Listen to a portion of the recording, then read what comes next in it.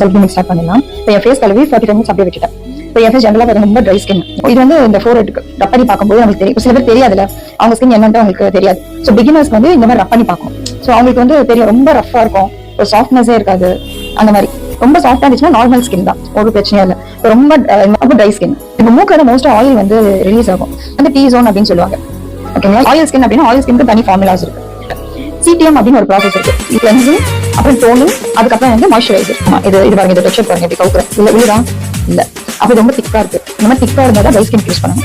இப்போ சப்போஸ் இப்படி கொட்டோம்னா கொட்டிச்சுன்னு வச்சுக்கோங்க, அதுதான் ஆயிலி ஸ்கின். அதை வச்சுதான் கண்டுபிடிக்கணும். இப்படி கொட்ட ஏதாவது ஒண்ணு வச்சு விழுதா இல்ல, அப்போ இது வந்து ட்ரை ஸ்கின். நார்மல் ஸ்கின் கூட யூஸ் பண்ணிக்கலாம். ரொம்ப ஆயிலியா இருக்கு, டீ ஜோன் நான் சொன்னேன்ல, இந்த ட்ரை ஸ்கின், இங்க ஆயிலி ஸ்கின்னா இது வந்து இங்க யூஸ் பண்ணணும். ஆயிலி ஸ்கின் மாய்ஸ்சரைசர் இங்க யூஸ் பண்ணணும்.